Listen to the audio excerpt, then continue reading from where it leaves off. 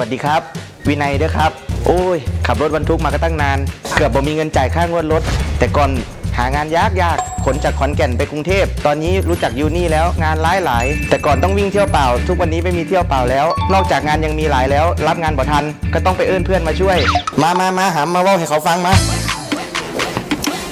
ตั้งแต่ผมจักกระบักในมานี่งานหลายแล่นรถกับบ่ทันยังอยากหาหมู่มาหาอีกอยู่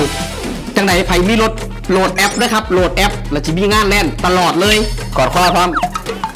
โหลดยูนิทรัคทุกงานได้รถทุกรถได้งานเพียงแล้วโหลดเด้อยูนิทรัคเจ้าอีหลี